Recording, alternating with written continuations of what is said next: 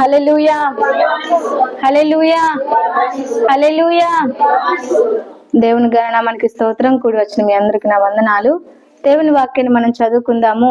లూకా సువార్త 18వ అధ్యాయము. లూకా సువార్త 18వ అధ్యాయము 18వ వచనం నుంచి ఒకసారి చదువుకుందాం. ఒక అధికారి ఆయనను చూచి, సద్బోధకుడా, నిత్య జీవమునకు వారసుడు నౌటకు నేనేమి చేయవలనని ఆయనను అడిగాను. అందుకు యేసు, నేను సత్పురుషుడని ఎలా చెప్పుచున్నావు? దేవుడొక్కడే తప్ప మరి ఎవడునూ సత్పురుషుడు కాడు.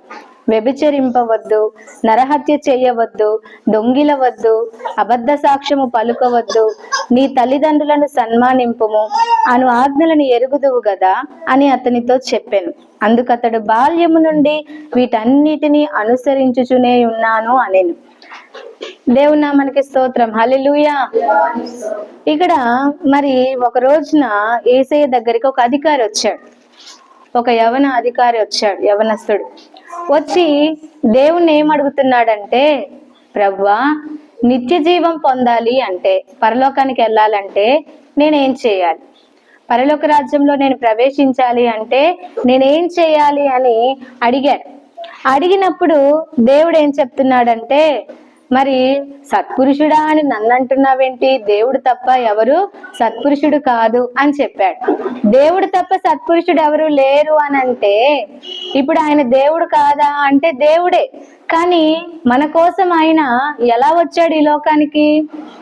చెప్పండి, మీకు తెలుసు ఆన్సర్. ఎలా వచ్చాడు? మనుష్య రూపంలో వచ్చాడు. మనుష్య కుమారుడు అనబడ్డాడు కదా. అందుకే మరి తనను తగ్గించుకొని దేవుణ్ణి హెచ్చించి మాట్లాడుతున్నాడు. ఏమని అంటే, ఇదిగో సత్పురుషుడని నన్నెందుకు చెప్తున్నావు? దేవుడు తప్ప ఇంకెవరు సత్పురుషుడు అనే వాళ్ళు ఈ లోకంలో లేరు. అయితే మరి దేవుని రాజ్యంలో నువ్వు ఉండాలని, నిత్య జీవం పొందాలని ఆశపడుతున్నావు కదా. అయితే నువ్వు చేయాల్సిన పనులేంటి? వ్యభిచరింపవద్దు, నరహత్య చెయ్యొద్దు, దొంగతనం చేయకూడదు, ఇలా మరి నీ తల్లిదండ్రులని సన్మానించాలి, గౌరవించాలి, మరి ఇంకా అబద్ధములు నీ నోటికి రాకూడదు అని చెప్పాడు. వెంటనే అతను తనను తాను నీతిమంతునిగా అగుపరుచుకొని కోరి, ఇవి నేను చిన్నప్పటి నుండి పాటిస్తున్నాను ప్రభువా అన్నాడు. ఏమంట? దొంగతనం చేయట్లేడు, అబద్ధాలు చెప్పట్లేడు, ఇంకా మరి అన్యాయంగా ప్రవర్తించట్లేడు, ఇంకా మరి నరహత్యలు ఎవరిని చేయలేదు, ఇంకా వ్యభిచారం చేయలేదు. ఇవన్నీ అట బాల్యము నుండి నేను పాటిస్తున్నాను అని చెప్పాడు. బాల్యం నుండి పాటిస్తున్నావా? చాలా మంచి విషయం. అయినా కూడా నీకు ఒకటి కొదువు ఉంది అన్నాడు. హల్లెలూయా. ఒకటి తక్కువగా ఉంది, ఇంకొకటి తక్కువే ఉంది. ఇన్ని చేసినా ఇంకేం తక్కువ ఉంది నాలో అని అంటే, అతడు చాలా ధనవంతుడు. వచ్చినటువంటి అధికారి ఎలాంటి వాడట? చాలా ధనవంతుడు. కాబట్టి మరి దొంగతనం చేయడానికి డబ్బు ఈయనకి కట్టలు కట్టలు ఉంది కాబట్టి దొంగతనం చేయాల్సిన అవసరము లేదు. ఆయనకు ఉంది కాబట్టి ఇంకొకటి దగ్గర బొంకాల్సిన అవసరము లేదు, అబద్ధాలు చెప్పాల్సిన అవసరము లేదు.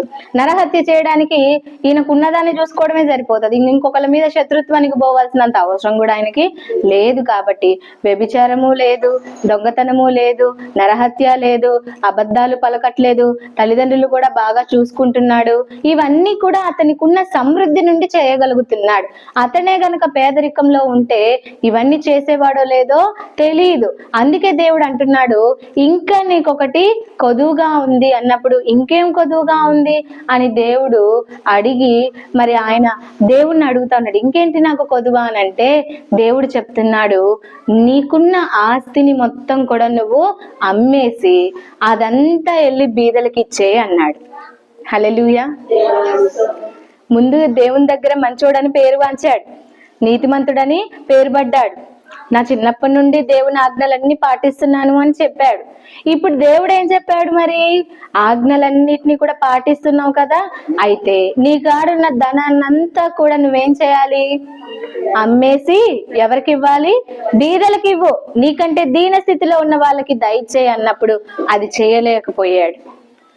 అది చేయడం అతని వల్ల అవ్వలా. ఎందుకంటే తన యొక్క ఆశ తనకున్నటువంటి అపేక్ష ధనం మీద ఉంది, తన యొక్క ఆలోచన ధనం మీద ఉంది, ధనార్జన మీద ఉంది. డబ్బును సంపాదించే క్రమంలో అతడు అన్ని పాటిస్తున్నప్పటికీ కూడా పేదోడికి కొంచెం సహాయం చేసే గుణం అతనిలో లేదు. ఉట్టిగానే కనిపెట్టేశాడు దేవుడు. ఊరికినే అతను రాగానే అతన్ని చూసి పసిగట్టేశాడు దేవుడు. సహాయం చేసే గుణం అతనిలో ఉంటే దేవుడు చెప్పిన వెంటనే, నువ్వు చెప్పావు కదా ప్రభా నేను చేసేస్తాను అని చెప్పి వెంటనే మరి వెళ్ళి డబ్బంతా కూడా ఖర్చు చేసి రూపాయి కూడా ఆయనకు ఉంచుకోకుండా అంతా కూడా ఇచ్చేసి దేవుణ్ణి వెంబడించాలి కదా, నన్ను వచ్చి వెంబడించు అదంతా అమ్మేసి అంటే అతడు చాలా ధనవంతుడు కాబట్టి వ్యసన పడుతూ తిట్టుకుంటూ గునుగుకుంటూ అక్కడి నుంచి వెళ్ళిపోయాడంట. అంటే అతనికి ఏమి ఇష్టం లేదు, ధనాన్ని మరి ఖర్చు చేసి బీదలకు ఇవ్వడం అతనికి ఇష్టం లేదు. సాటి మనిషికి సహాయం చేసే గుణం అతనిలో లేదు. అందుకే దేవుడు అంటున్నాడు, ఆస్తి గల వాళ్ళు దేవుని రాజ్యంలో ప్రవేశించటం అనేది దుర్లభము, అసాధ్యము అని చెప్తున్నాడు. ధనవంతుడు పరలోక రాజ్యంలో ప్రవేశించుట కంటే సూది బెజ్జములో ఒంటె దూరుట సులభము అన్నాడు. సూది బెజ్జం అంటే సూదిలో ఎంత ఉంటది ఆ రంధ్రం, అది కనపడక తోపాలు పడతారు కదా, ఎక్కడ తిప్పలు పడతారు ఆ దారాన్ని గుచ్చేటప్పుడు కళ్ళు కనపడక. ఎవరైతే షార్ప్ గా చేస్తారో వాళ్ళని వచ్చి ఈ దారం ఎక్కించి పోరా అంటారు, అవునా? అది దారం వెళ్ళేంత సందు తప్ప మన వేలు కూడా దూరదే. అంటే అది ఎంత అసాధ్యమో. ఇదిగో ఎప్పుడు ధనము ధనము ధనము అని డబ్బు వెంట పరిగెట్టే ఈ ధనవంతుల పరిస్థితి కూడా అంతే. అంటే సూది బెజ్జంలో ఒంటె దూరలేదు, పరలోక రాజ్యంలో ధనవంతుడు పోలేడు. అర్థమవుతుందా? అది జరగదు అంటే ఇది కూడా జరగదు అని దేవుడు చెప్తా ఉన్నాడు. ఇక్కడ మరి ఇది విన్న వాళ్ళు అంటున్నారు కదా, ఇక అట్లయితే ఎవరు నమ్ముకుంటారు ప్రభువా? ఇంకెవడు రక్షణ పొందుతాడు? ఇంకెవడు మారు మనసు పొందుతాడు? ఇంత కఠినంగా ఎవరైనా ఉంటారా? ఇంత కఠినంగా ఎవరైనా పాటిస్తారా? మరి ఇంకెవడయ్యా రక్షణ పొందేది అన్నప్పుడు ఇది మనుషులకు అసాధ్యమే. మీరు అనుకుంటే చేయగలరు, కానీ మీకేమనిపిస్తుంది? నా వల్ల కాదు, నేను చెయ్యలేను అనుకుంటున్నారు కదా. ఇది మనుషులకు అసాధ్యమే, కానీ దేవునికి సమస్తము సాధ్యమే. నువ్వు తలుచుకుంటే, దేవుని కృప నీకు తోడుగా ఉంటే ఖచ్చితంగా నువ్వు చెయ్యగలవు. నీ వల్ల అవుతుంది. నీకేదైతే కష్టం అనుకుంటున్నావో, నేను చెయ్యలేను అని అనుకుంటున్నావో, అది దేవుని నామంలో నువ్వు చెయ్యగలవు. ఆస్తి అమ్మడం ఏంటి, బీదలకు ఇవ్వడం ఏంటి, అన్నిటిని కూడా మనస్ఫూర్తిగా చేసేసి యేసేని వెంబడించటం కన్నా నాకు ఇంకేది ఎక్కువ కాదు అని యేసేని వెంబడిస్తావు నువ్వు.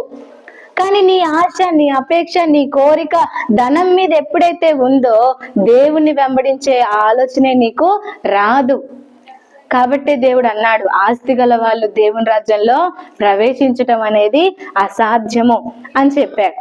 మరి ఈ యొక్క శిష్యులు అంటా ఉన్నారు, ప్రభువా మరి మేము మా భార్యలను విడిచిపెట్టినాం, మా కుటుంబాలను విడిచిపెట్టినాం, ఏదో చుట్టపు చూపుగా వెళ్ళడం రావడం, అంతేగాని 24 గంటలు మేము నీతోనే ఉంటున్నాం కదా, మా కుటుంబాలను కూడా మేము సరిగా పట్టించుకోవట్లేదు, మరి నిన్ను వెంబడించటం వల్ల మాకేంటి లాభం అని అడిగారు.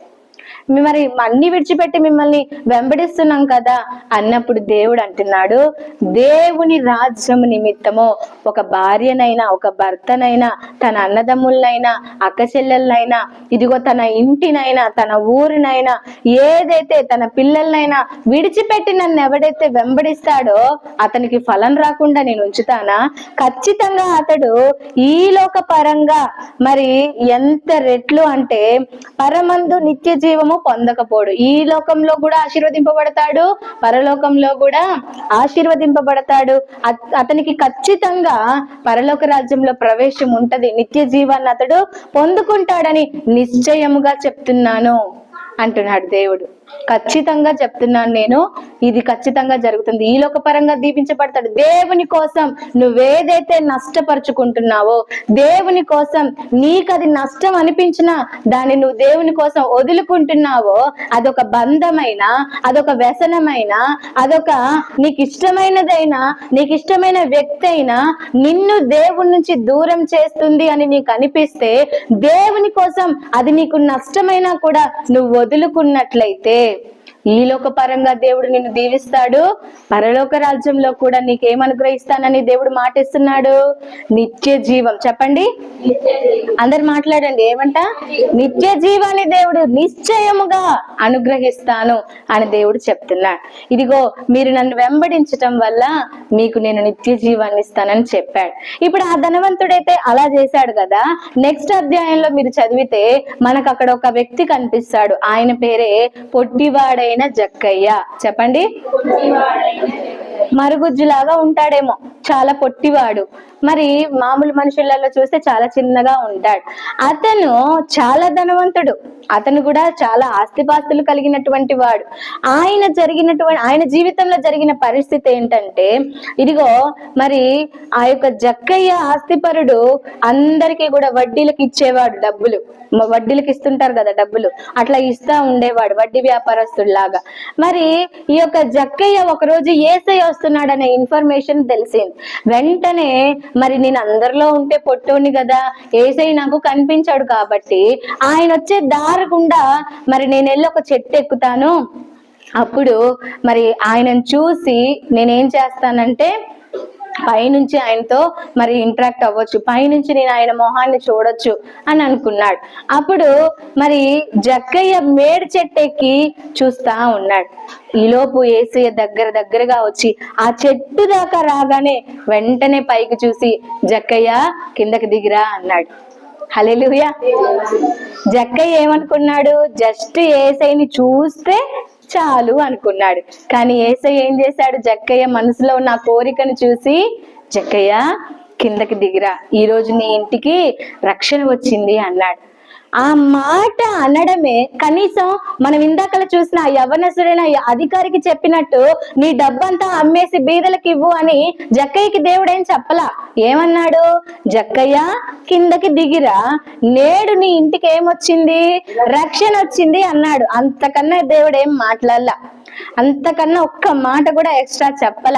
ఆ మాట జక్కయ్య లోపల ఒక కార్యం జరిగించి, ఇక నుంచి నేను మంచిగా మారాలి, ఇక నుంచి నేను మంచిగా ఉండాలి, ఈ డబ్బు ఇదంతా కూడా మరి దేవుని కొరకు నేనేం చేయాలి అంటే తగ్గించుకోవాలని చెప్పి వెంటనే అందరి వైపు చూస్తూ అంటున్నాడు, ప్రవ్వా ఎవరైతే నాకు అప్పున్నారో వాళ్ళందరినీ కూడా నేను మరి వాళ్ళకి 10 అంతలు కనుక నేను తీసుకోవాల్సి ఉంటే నేను అందులో 4 అంతలు తగ్గించేస్తున్నాను. ఇక నేను అందులో హాఫ్ ఆఫ్ ద అమౌంట్ నేను డిడక్ట్ చేసేస్తున్నాను, ఇంకా వాళ్ళకి నేను క్షమిస్తున్నాను. ఎవరి దగ్గర నేను అన్యాయంగా తీసుకుంటే గనక దాన్ని నేను ఇచ్చేస్తాను, రిటర్న్ 2 అంతలు ఇచ్చేస్తాను, 4 అంతలు ఇచ్చేస్తాను. ఎవరి దగ్గర అన్యాయంగా గనక నేను దోచుకుంటే 4 అంతలు నేను మరలా చెల్లిస్తాను అని చెప్పి ప్రభుతో చెప్పాడు. ఆ మార్పు ఎట్లా వచ్చింది చెప్పండి మీరు? ఆయనకి దేవుడు ఏమైనా చెప్పాడు అట్లా చేయమని? ఆయనకు డబ్బుని ఇట్లా చేయి అట్లా చేయని దేవుడు అని చెప్పాడా? యేసయ్యని చూసి యేసయ్య మాట వినడంతోనే అతని హృదయంలో మార్పు అనేది జరిగింది. ఈ యవనస్తుడైతే, ఈ అధికారి అయితే దేవుడు చెప్పినా కూడా ఆయనకు అది చేతగాక ఏం చేశాడు? అక్కడి నుంచి గునుక్కుంటూ సనుక్కుంటూ వెళ్ళిపోయాడు.